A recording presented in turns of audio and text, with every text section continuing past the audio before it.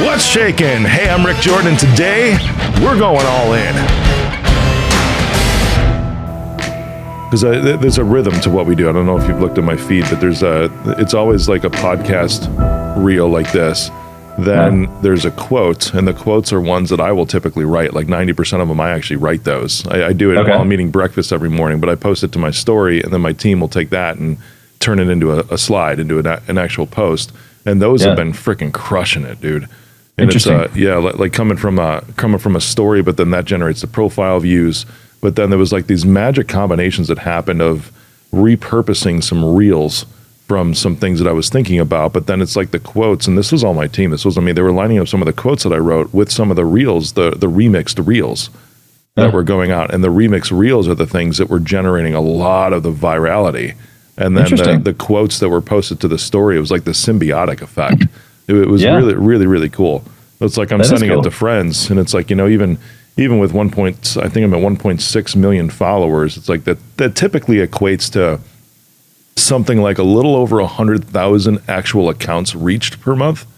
Sure. I don't know if you've seen that. It's a ratio and everything, but it's like over the last 2 weeks or 3 weeks, there's been almost 800,000 accounts reached. Wow. So it's like you go from that 7 to 8% ratio, which is pretty standard and normal from what my team have seen, across all of Instagram, like your followers compared to your reach. But then the past couple of weeks with this, and your reel was lumped into that, to where a lot of more people are seeing this because of this interesting combination. We're still analyzing it and trying to figure out exactly what caused this. As soon as you figure it out, it'll change. Right on. Yeah, it's pretty cool. I mean, it's great, but there's other stuff too. I mean, I should do a podcast on this sometimes, because there's ways to dupe the algorithm, that I'm happy to share with you, because there's ways to push engagements, but that works, and it's cheaper than ads, but then it boosts everything up in the algorithm. So it's like a third of the engagement is bought.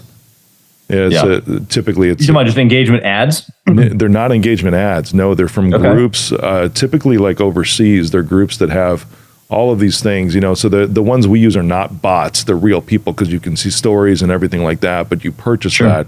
And these are sort of like engagement pods that people go to, but they're sites that they go to. They're a member, so they literally get paid for engaging with stuff. Right. Exactly. It might be like a 6-year-old kid. I'm not even kidding. That has some account on there that just hits the like button or whatever it is. But it's about a third of that is bought. So instead of buying ads or whatever, it's that which just drives up the right ratios of engagements that we've been playing with over time, which is your likes compared to your shares compared to your views on videos. We've been tweaking those over time, and then that, like, honing it in more and more, and then all of a sudden we start to see these results, that just like blow up. So you see that's like, great. So we bought 1,000 likes, if you want to look at it that way. We bought 1,000 likes on this one post that got 900,000 views on it, but another 40-something thousand organic likes, because we bought the 1,000 likes.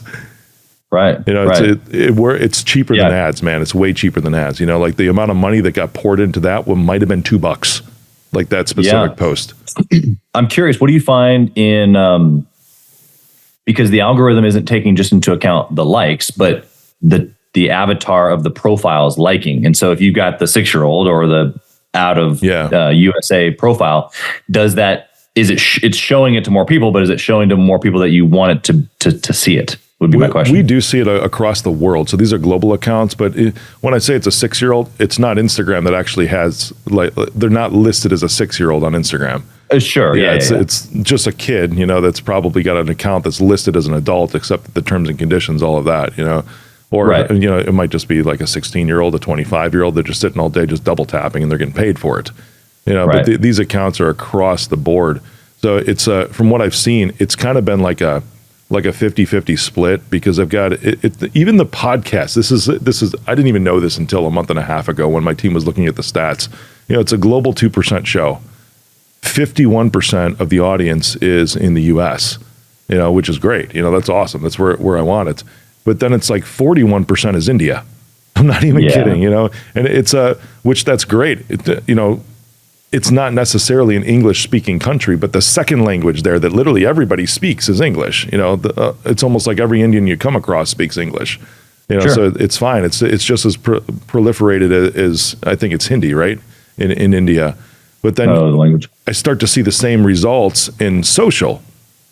Right. Literally that. So in this last month, you can see the split between the US and India almost the same as the podcast is. Right. So it's kind of cool, and all of them spend money. So whatever, that's all good. But it's a lot of it's a cool symbiotic relationship. I haven't actually pushed any products towards the Indian market whatsoever.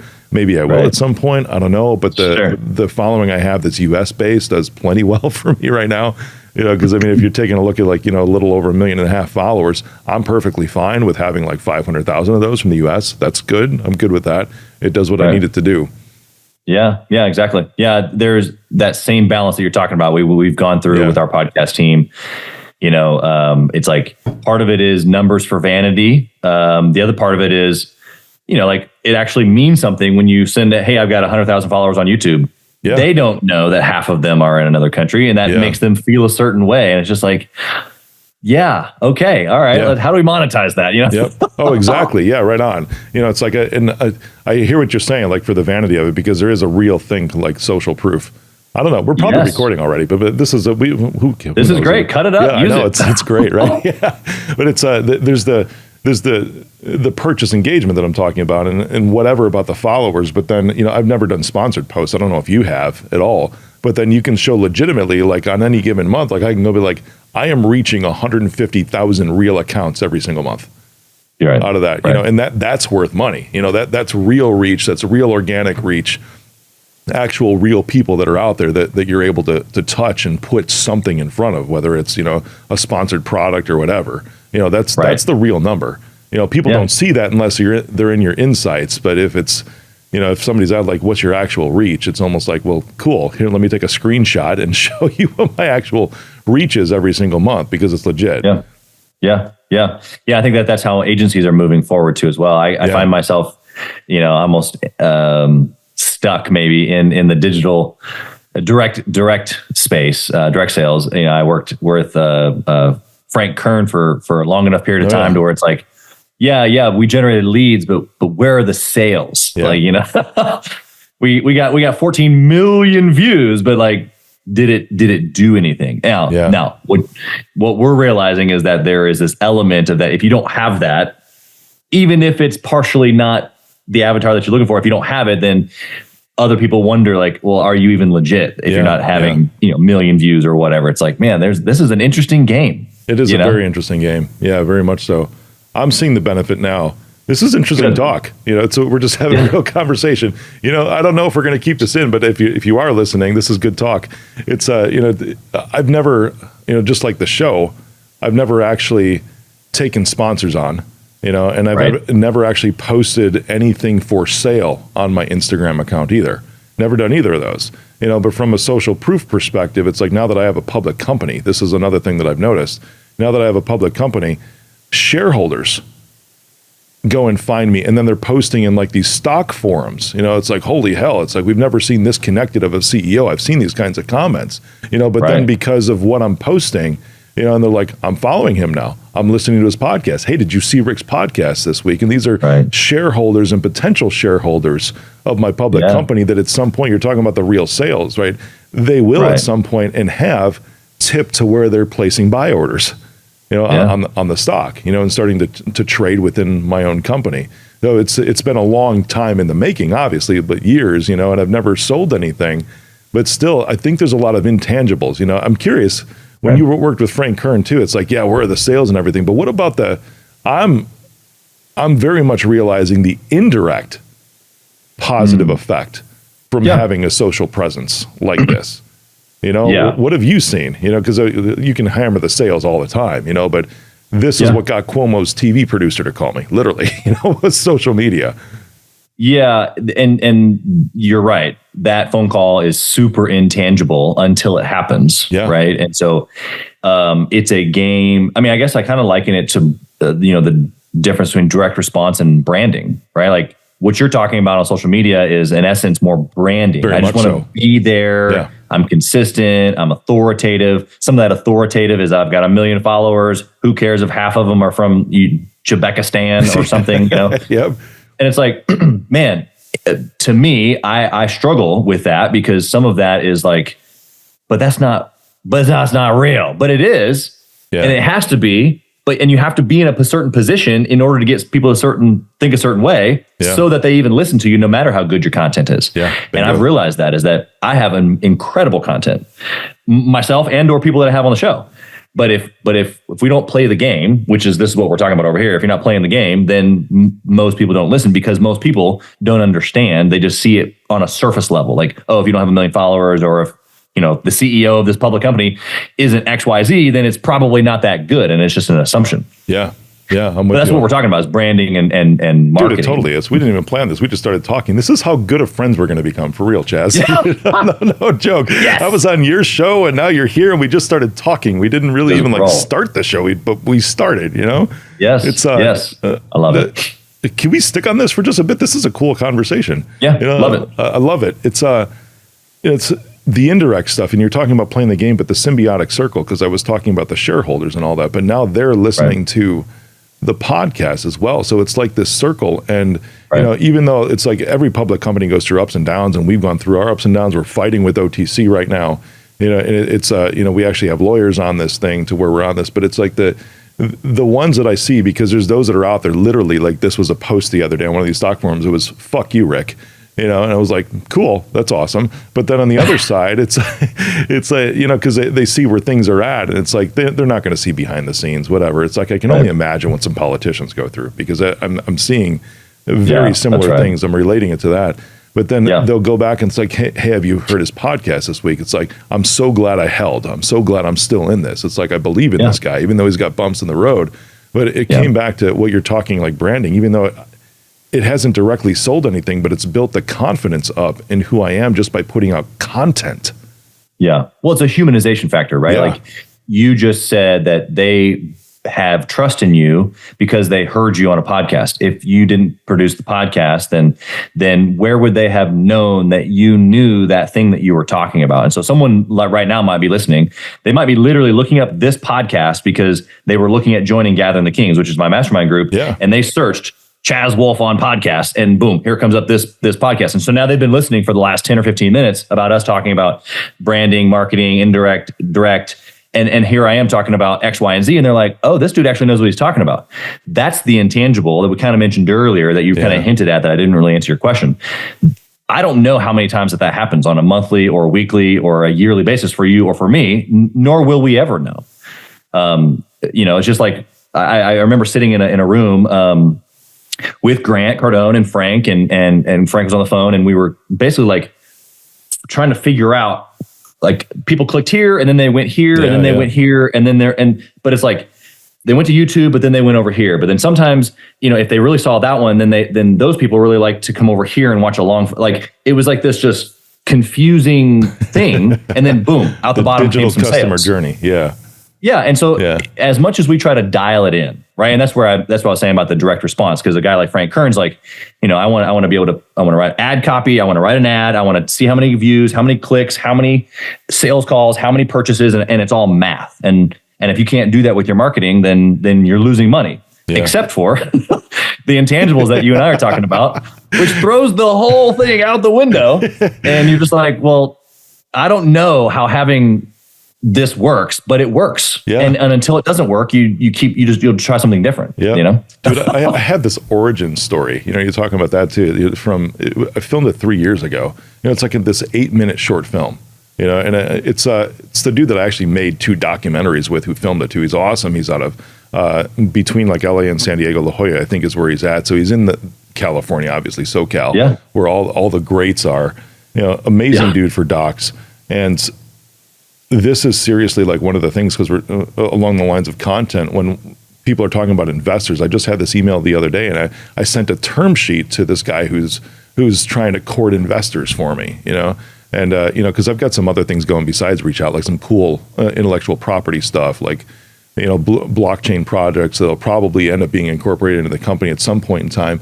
But he's like, no, he's like, a term sheet doesn't sell the deal, Rick. He's like, the sexy factor sells the deal. So send me the best video you got. Send me the best pitch deck you got. So I sent him the origin story. He's like, this is it. He's like, this is the thing. And there's others that have found this online in places that have actually jumped in or done deals with me because they have just watched this video instead of humanization aspect of it. You know, it's again, it's an intangible. How do you draw that line, man? I don't know, but I know if I were to stop, it would really suck for me.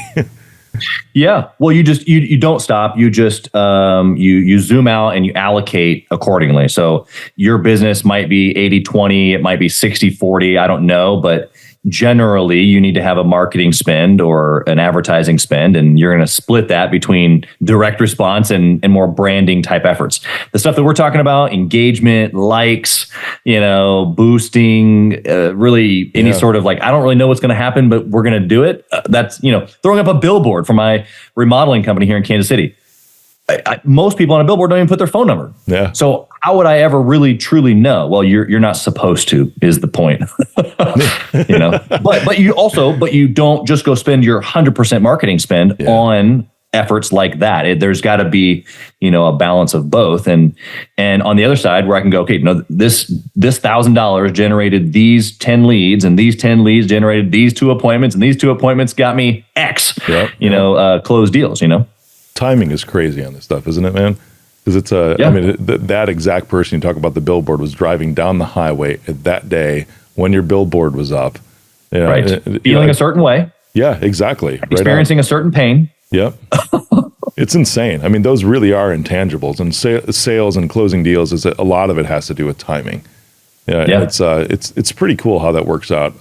How do you feel? I was just listening to Alex Hormozy just yesterday on a awesome dude. Yeah. On a clip. Oh yeah, totally. Would love to have him at one of our events. But he said, they tested a 15K, same product, 15K, 25K, 30K, 50K. And he's like, basically our results were we created the same amount of revenue.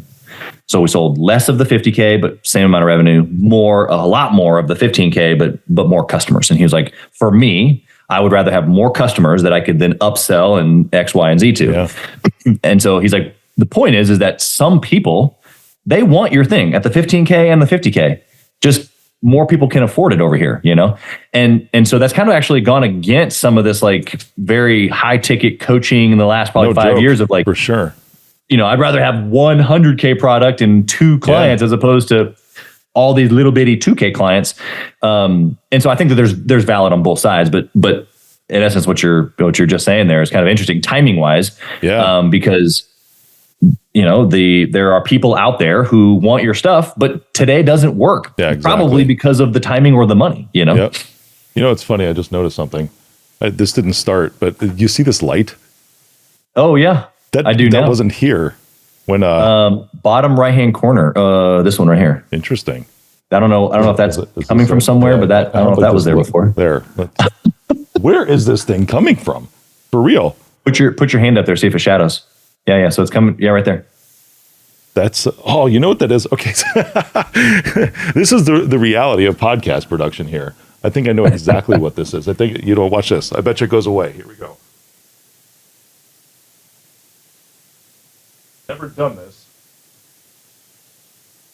Nope, it's still there. Who knows where this is coming from? Okay, well, we'll figure that out later. That just start. Oh, yeah, I see what it is there. Okay, so outside there's a window that I have here in the studio. There's a couple windows in the studio, so people walking by through the office can actually look in and see what's going on. There is a van in the parking lot out there, and the sun's just at the right angle, and this is bouncing off the windshield. The sun is bouncing. It's none of the lighting that's in here. If anybody can see that, can you guys go close draw the shade on that window for me, please? That would be wonderful. I've got that's funny. I saw that. Yeah, and it wasn't there to begin with. That's hilarious. Yeah, it looks like it's gone now. Well, there's a cloud now. Now it's shady outside.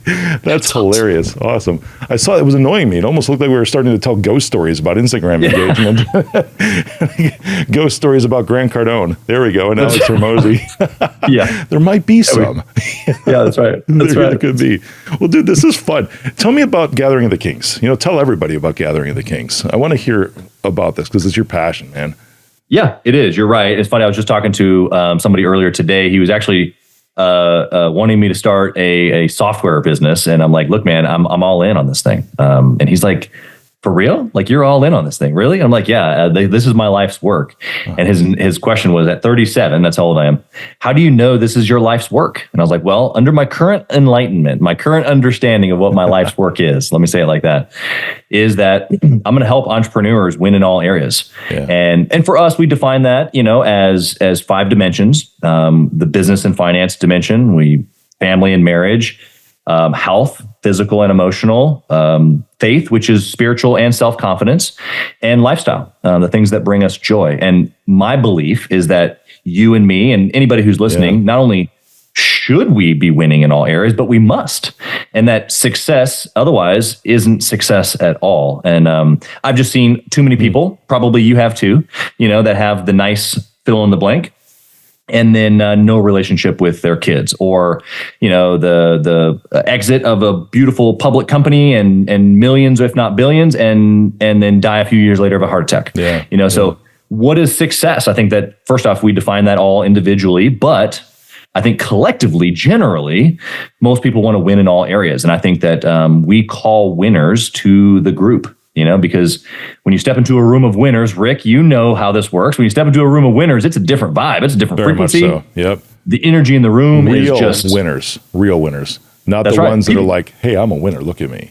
Yeah, no, people doing big things. And I, to your point there, Rick, I think that the caveat there is humility. I just posted about this morning, actually.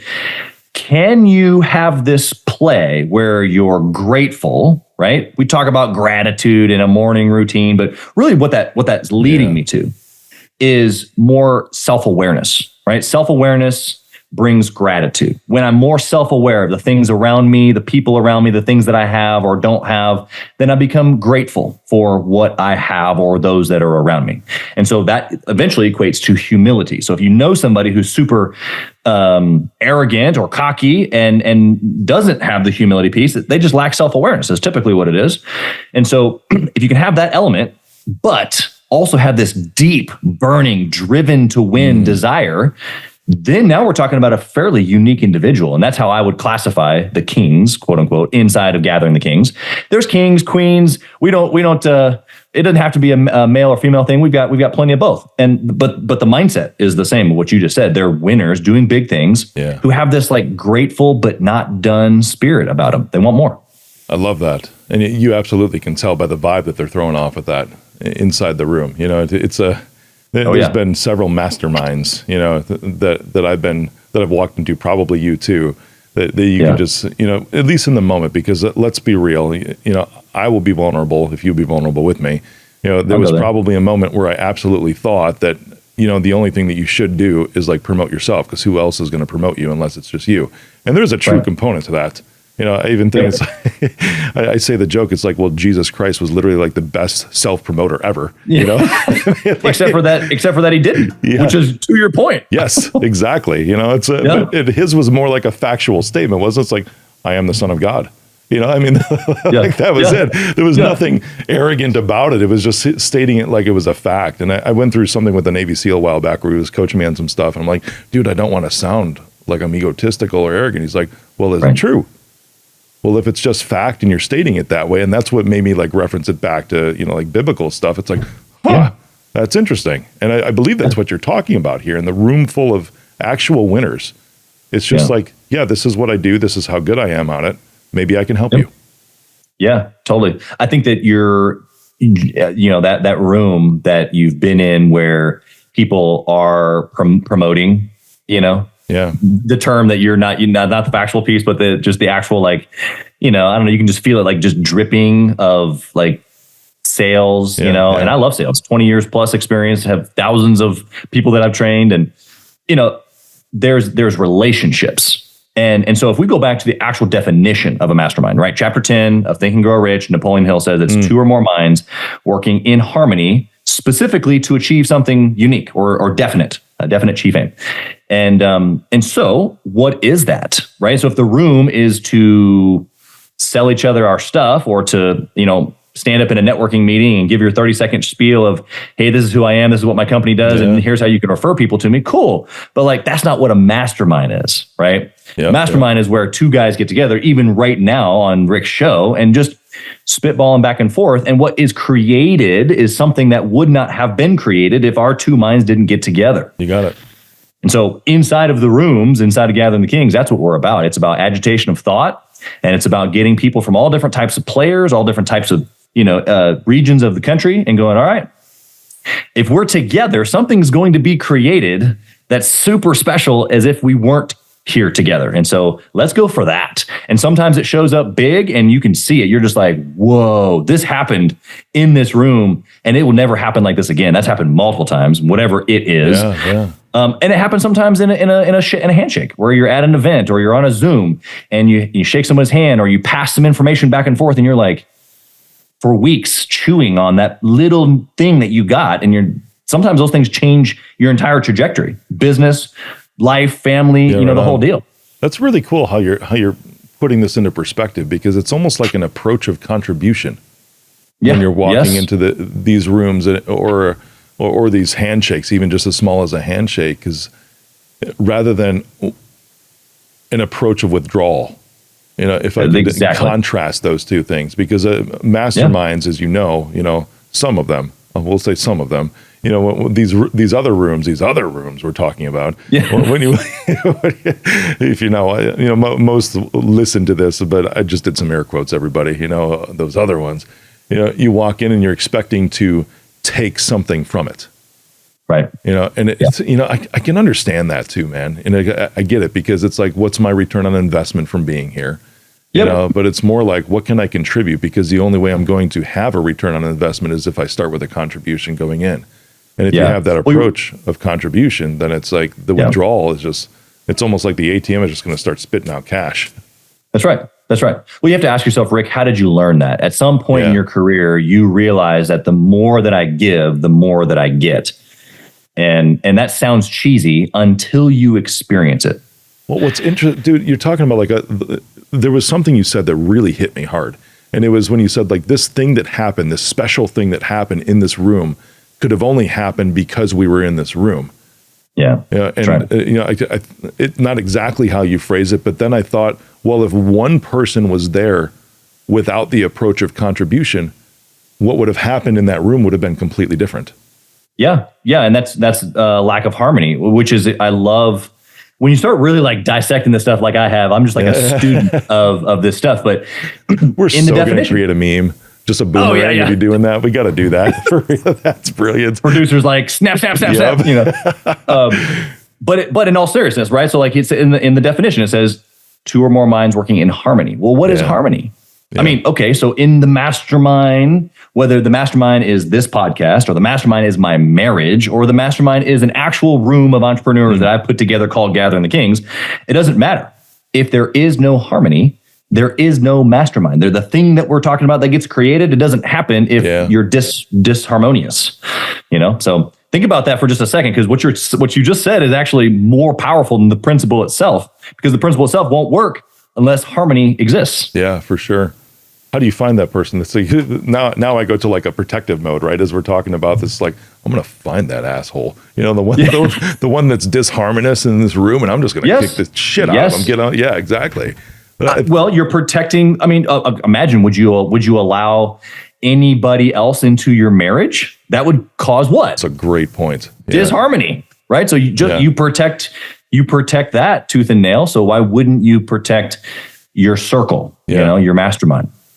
Dude, I love it. I can actually envision us, like you and me on a stage right now, having a fireside chat. That's kind of like what we're doing today. It's got that feel, bro. For real. That's it. I mean, it's like we just walked up, we zoomed up, of course, right? We just walked up and then we're just sitting in a couple of chairs and we're just having a cool conversation, literally about everything that we wanted to have a conversation about. Like all of this stuff right here. My team's amazing at coming up with some questions for me. And I don't know how many times I've actually gotten any of these questions. when it's been great, when it's been great people like you, for real, man. It's just, I love it. It does make a difference. It sure does. It's, I'm so excited for what I think that's going to come out of Gathering the Kings, because I can see your heart and I can see where you are, and I think that's what has happened today too. You know, is that you allowed just an exposure of a lot of things, brother, and I appreciate you bringing that approach of contribution today as well. Yeah, man, it's the only way to be. I mean, I was just in a lunch meeting last week with an entrepreneur that I'd met locally here a couple weeks before, and hey, let's grab some lunch type of thing. And he was asking me about, one of the biggest mistakes that I'd made, and I was telling the story based on a business that I opened out of fear. It was a franchise, it was a territory that I was trying to protect. And I ended up losing hundreds of thousands of dollars on that deal. And my wife begged me not to. I should have listened to her, but I didn't. I've learned my lesson there. I always listen to her now. But in all seriousness, the backwardsness of that was that, it's like in the moment of me putting that business there or being afraid of someone else is because a couple years before that, I had been open. I had been vulnerable with some other owners here in the area, and we were kind of mapping out the area. We, same franchise brand, and hey, if you go here, then I'll go here, and we won't cannibalize each other. And they basically took what I shared with them and started to implement my plan. Yeah, wow. Like right underneath my feet. It was pretty terrible. And I'm 25, 26 going like, wait a second. Like this actually exists. Like thought we were trying to harmonize here, Yeah, I get you. And so that can make you jaded, which then leads to what most people know of in business as like this ruthless, like dog eat dog, and it doesn't have to be like that either. And so I appreciate you saying that about me, but my encouragement is to the listener that whether you've experienced the dog eat dog like I have, or you haven't yet, it does exist, but that's not how it has to be. It can be open like this, like Rick and I have been today. Whether we have a similar business or not, I've had other people who have other groups on my show. I have a guy coming to our next event who runs kind of the same thing, but just with a health focus. Like where we're like business and then win in all areas. He's like, and then win in all areas. And I'm having him come to speak at our event because there's abundance. That's is what awesome. It is. Right on. Yep. I love the phrase that I've heard. It's not mine, but it's like two mosquitoes fighting over an elephant. Yeah, exactly. Yes. But here's the problem, Rick, is that most people are so small-minded, like a mosquito.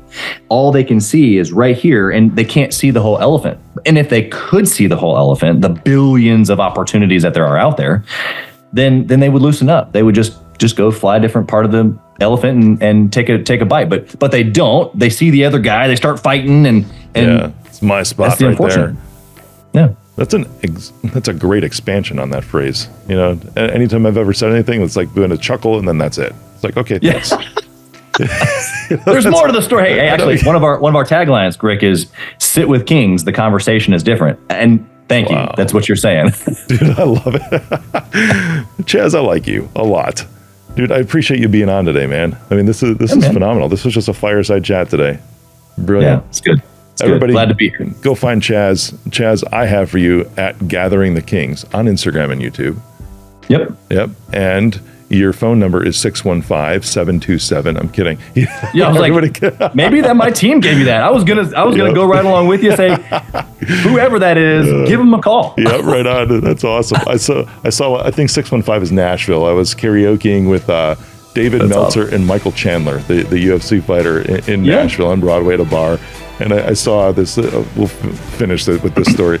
But I saw this sign up there, and I look at Dave. I'm like, psychic readings now. So we're in the middle of a bar, so I dial it up and everything, and Michael walks over. He's like, "What's he doing?" He's like, "He's calling the number," and he just died. Like he was on the floor. It's fun, but so that's probably why 615 came to my mind. Here's what you got to do though: is that next time you got to get a real number, and you got to have it point to someone that you want to play a prank on. You got a buddy that you just want a bunch of people to call. Share his number. He'll be looking for me. He'll be completely confused. Yeah.